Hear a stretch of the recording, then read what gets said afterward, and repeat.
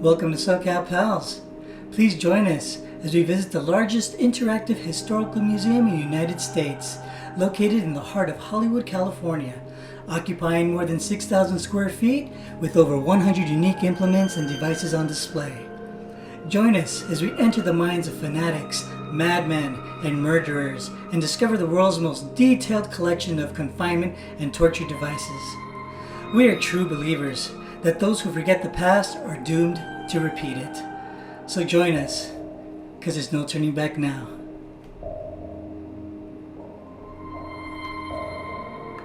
And with that said, view this at your own risk. Viewer discretion is strongly advised.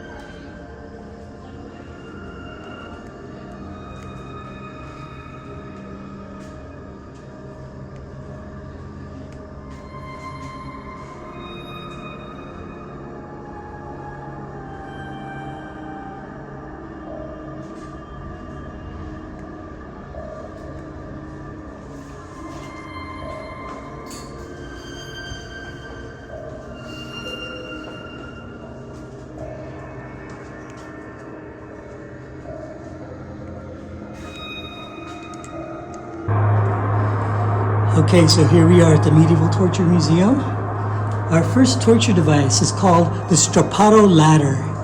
The Strappado ladder is a device that was introduced by an unknown German executioner at the beginning of the 18th century. The painful pressure of the cross beams on the back occurs through stretching. It was used for interrogation in Austria, the Czech Republic, and Hungary. So I can only imagine how this device worked. I would assume it would probably strap you in. So They would like strap you in and raise and it up. yeah, this would pretty much straighten out your back if you're not careful, but I would hate to be caught in this thing. Just seems very inhumane and very morbid. This next punishment was used for gambling. If any man was forced to wear such a necklace in town square, people were instantly recognized as a gambler. If someone did not pay off their debt or was cheating during the game, they'd be subject to wearing this heavy necklace, and then the real punishment would begin. Because then the crowd would gather and throw stones and garbage at the man, or simply beat him. What a way to go. Smelling like garbage as you die. Our next torture device is called the Sicilian Bull. You can see there's a flame underneath the bull. The bull is made out of some kind of metal. Pretty much, according to legend, this device was built by order of the Sicilian tyrant Phalaris in the second half of the 6th century BC. It was said that Phalaris himself ended up roasting the full bull by rebels. This spectacular form of death penalty would gain popularity in ancient Rome and Eastern Europe. So this is pretty much to give you an example.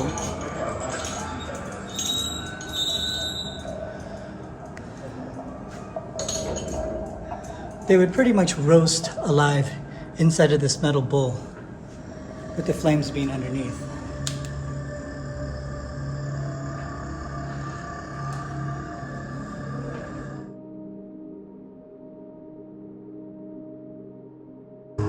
This next one is called the Fork of the Heretic. And as you can see here, it's placed right under his jugular and into his chest. The fork was used by European Inquisition to force an apostate to admit his guilt and renounce heresy.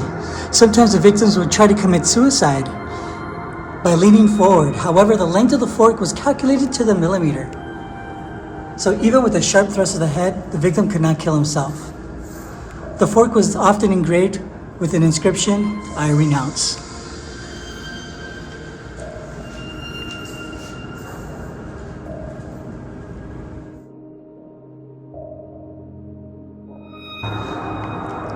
Flagellation.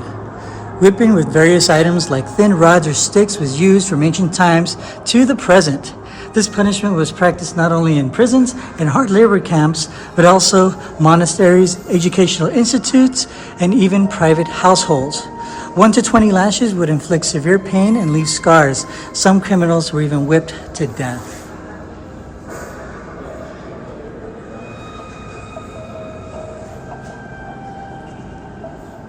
This one's called a strappado bed.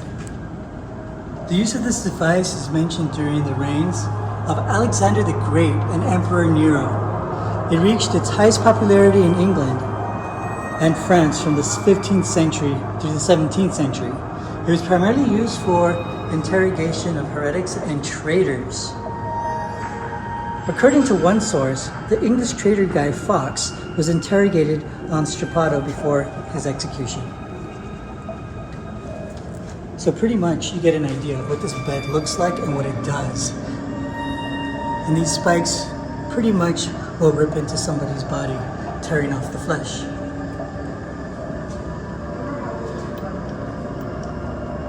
And let me tell you, these spikes are sharp, guys. This is no joke. This one's called the chair from Cuenca. This device was discovered in one of the medieval castles of the city of Cuenca, Spain. For a long time, it belonged to Henry Willett.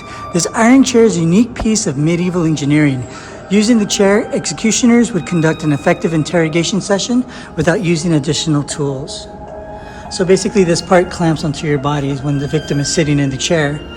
These pieces here, they would open up to secure your arms, and of course, down below, these would secure your legs. Up here, where your head is inserted into this contraption here, this piece here would go up the victim's nose. This screw, you turn this screw and it digs slowly into the person's skull, as well as these side pieces as well. This is just so cool, but fascinating. PJ's being tortured. This is scary. Yeah, that goes up your nose. Oh no. And this screw would like dig into my skull here. Oh man. Yeah, I gotta get out of this. This is an oldie but a goodie. The electric chair, which is still being used today. The idea was conceived by an American dentist named Albert Southwick. In 1890, the first murder was executed in the electric chair during the 20th century. The chair was used in 26 states. In recent decades, it has been replaced by other forms of execution, just like lethal injection. During its entire history of use, more than 4,300 people were executed at the electric chair. This next torture device is called the pendulum. This instrument became popular due to the story of Edgar Allan Poe, The Pit and the Pendulum, from 1842. Although the writer claimed that the pendulum was used during the Spanish Inquisition to torture prisoners, there is no historical evidence of this ever happening. Torture by rats. This torture involved the use of rodents. It was widespread in ancient China. This torture was used rats in a cage and hot coals. So basically, let me explain this to you. So basically, you have your victim here. You have a rat trapped in a cage with the hot coals placed on top. The natural instinct of the rat is going to try to claw and chew its way out of the human's torso, causing immense discomfort, and probably ultimately death. These rats over here are just watching. They're not part of the torture.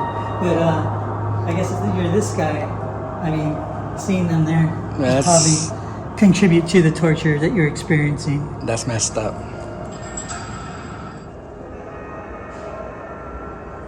Impalement.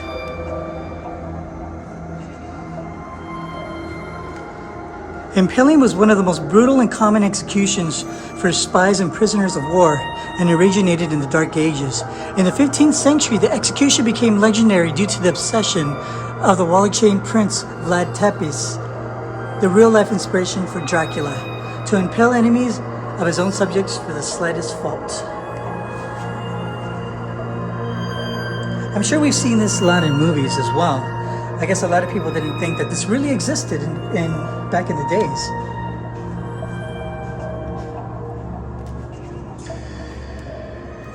Excoriation. Even in the chronicles of ancient Assyrians, Aztecs, and Chinese, there are references to the flaying alive of captured enemies or rebellious rulers. Ripping the skin off the body was sometimes used as part of public execution of traitors in medieval Europe. It was practiced until early 18th century.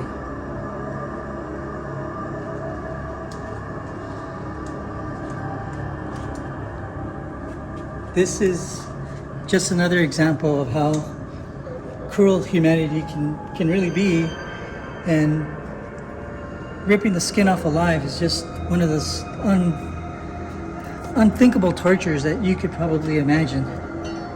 And hanging people's heads and limbs off for the public to see. That's horrible.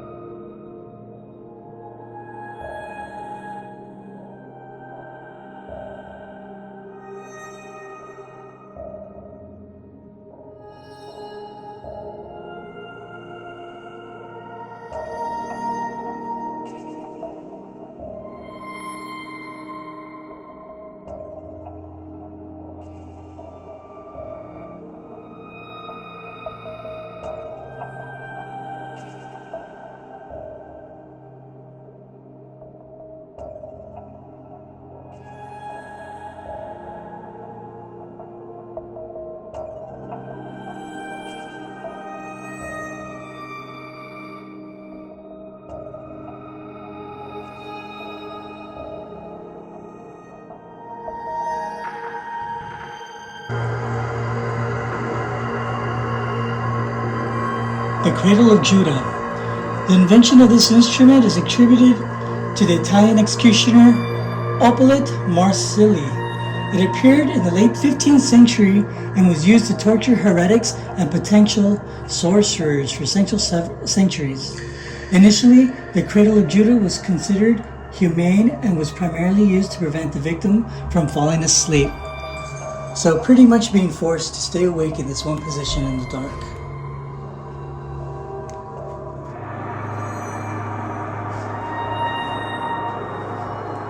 This one is called the gridiron.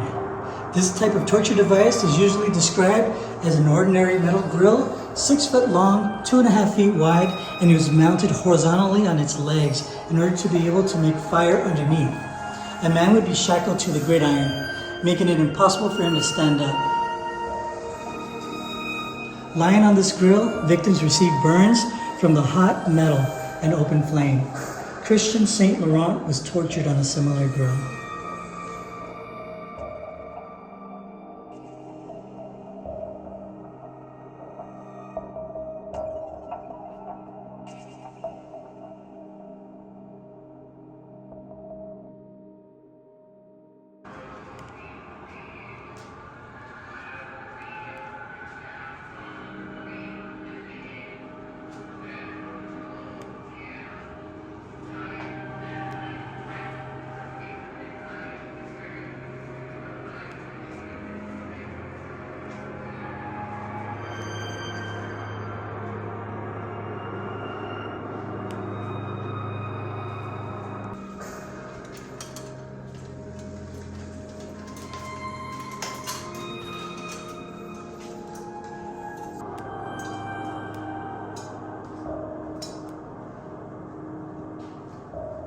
Say hi.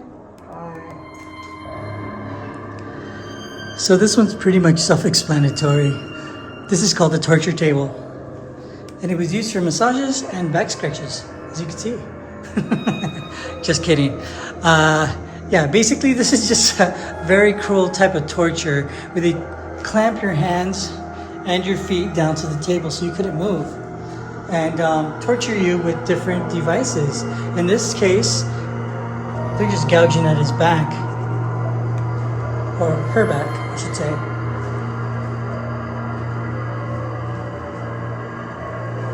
Ouch. So branding with a heated iron. So branding was very common in medieval days. Now it's just used for cattle and livestock. But in this case, we found a hidden Mickey. Witch bathing. The person was dunked into the water, and if he or she drowned, then they were presumably declared innocent. But if they survived, they were burned at the stake for serving the devil.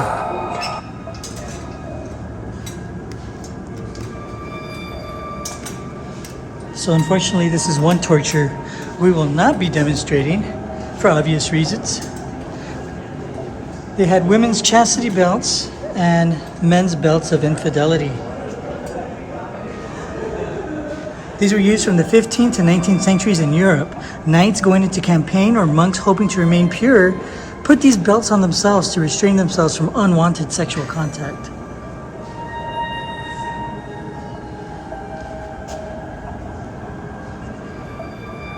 Do they sell these at the gift shop? So this is a vice for the head. Pretty much crushed your skull in. They were used in the same way as the vice for hands in the 15th century for the interrogation of prisoners, according to some sources. It is still used today in some countries in Latin America. It's just crazy. Who'd known they would use something like this today? This guy's poor hands.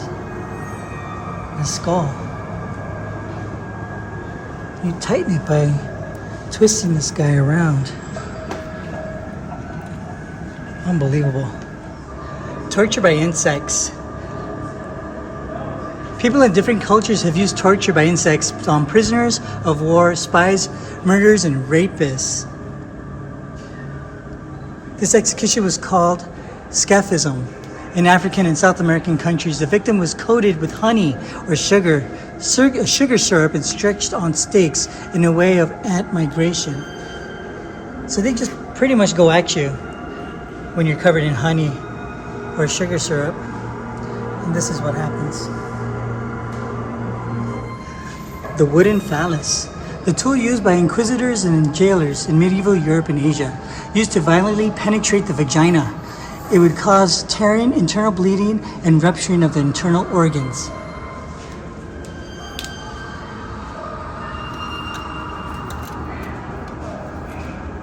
You can get this in West Hollywood. Hey.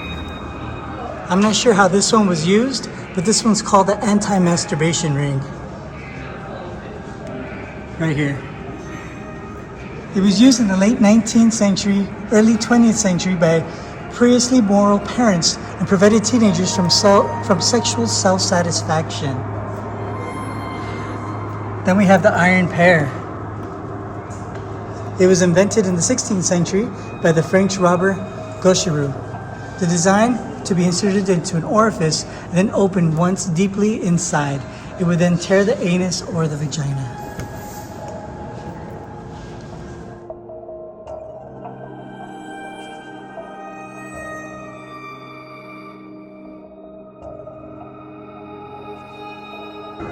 This one's called the Bloody Eagle. This method of execution was originally used for Scandinavian warriors in the early Middle Ages. This form of execution got its name because of the lungs would be pulled out of the back and either side of the spine and then spread out like wings of a bird. This grotesque act served three tasks: the execution itself, intimidation of enemies, and a bloody sacrifice to the Nordic gods of war.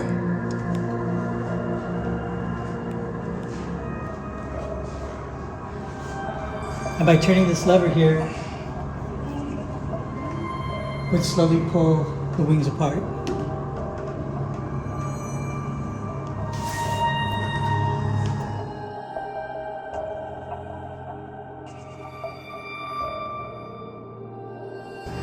So we have witch scales.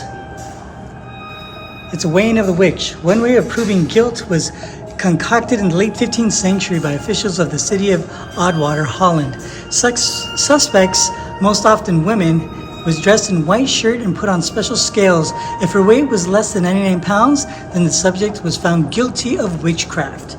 These are the different areas of where your weight would sit. And right now, Danny is a witch. I'm a witch. Yay. According to this, PJ, you are a witch. A witch. A witch. People usually say I'm just a bitch. Okay, guys, that's going to do it for the Medieval Torture Museum here in Hollywood, California. Danny, what did you think? It's pretty morbid. It was pretty morbid, but I loved it. You know, very educational. There's a lot of things in there I was not aware of. A lot of stuff that's still being used today, which is kind of a little bit disturbing. I wasn't expecting that. So I can't wait to try it out again. They do have a ghost hunting experience, which we did not get to do today. We're going to save that for another video. But me and Danny, we bought tickets last week. So it's pretty much $40 for the both of us. We found an awesome deal on Groupon, so that definitely helped. You guys, if you want to come down to Hollywood, check this out. It's right off the Walk of Fame near Hollywood and Highland, over by where all the museums are at. You have Ripley's, you have Hollywood Wax Museum, a bunch of selfie museums, the Museum of Illusions, museums here at Hollywood. So right now, and yeah, we'll see you guys.